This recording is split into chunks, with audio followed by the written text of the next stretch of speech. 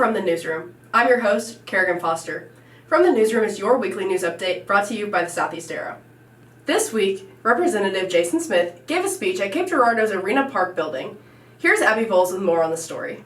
Congressman Jason Smith spoke at the first annual Red Rally on April 24th. Smith represents Missouri's District 8 and is chairman of the Ways and Means Committee. The event was hosted by the SEMO Federated Republican Women.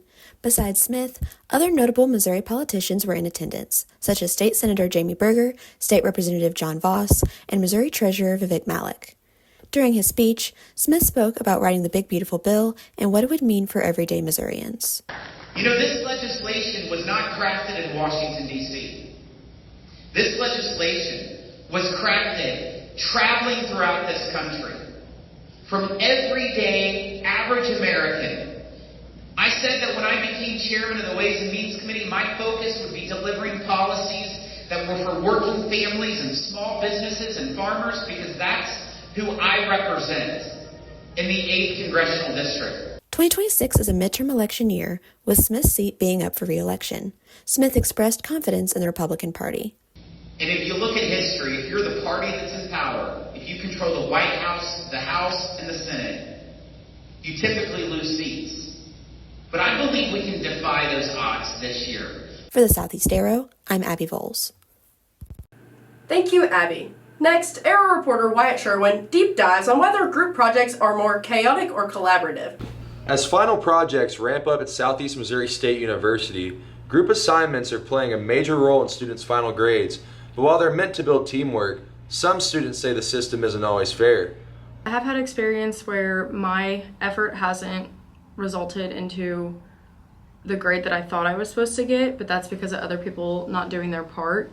With finals approaching, group projects are reaching their peak across SEMO classrooms, often making up a significant portion of students' final grades. They're designed to mirror real-world collaboration, but nationally, research shows the experience isn't always equal. Up to 70% of college students report unequal workload distribution. More than 1 in 3 say that they've done most of the work themselves. And nearly 60% believe grading doesn't reflect individual effort. That concern is backed by what researchers call the free rider problem, when some group members contribute less but receive the same grade. Studies show this can increase stress and shift the workload onto a few students, especially during high-pressure times like finals week. From my personal experience, group projects, how they are very overwhelming if people aren't keeping task and everybody's communicating properly.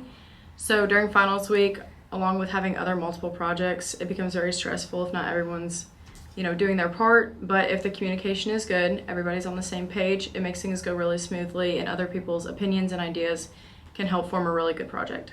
Some professors are working to address that, using peer evaluations or breaking grades into individual components. Research shows that when these systems are used, participation becomes more balanced and students report higher levels of fairness. Even with the challenges, educators say group work remains a key part of preparing students for team-based careers. It mirrors how things go on in the real world, okay? So if you join a company, you are part of a bigger ecosystem that works together for the same goal. And sometimes that bigger ecosystem comprises of smaller ecosystems, taking a little bit of a component of whatever they're making. I can give an example. Let's say if you work for Google, not everybody works on Gmail or not everybody works on YouTube. There are smaller groups that are in charge of different components of how Google operates. And that smaller groups comprises of people who have different competences. It's a group, right? Mm-hmm. So, even in corporations, when you work in a group, there would be leaders, there would be followers, there would be different personalities. And we are trying to just kind of mimic that real world scenario. But as final deadlines approach at Southeast Missouri State, the timing raises the stakes, leaving some students to question if the grade reflects the work or just the group. Reporting in Cape Girardeau, I'm Wyatt Sherwin. Thank you, Wyatt. Lastly, SEMO's Assistant Vice President for Economic and Workforce Advancement, Dan Presson, recently termed out of his position at Cape Girardeau City Council. Recently, SEMO's Assistant Vice President for Economic and Workforce Development, Dan Presson, termed out of his position on Cape Girardeau City Council. Presson has served on the council for 8 years, starting his term in 2018.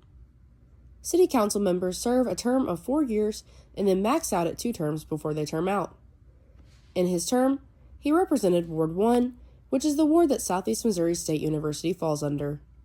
In his time, he helped with several big decisions on the council, such as the Broadway Theater construction and Houck Stadium renovations.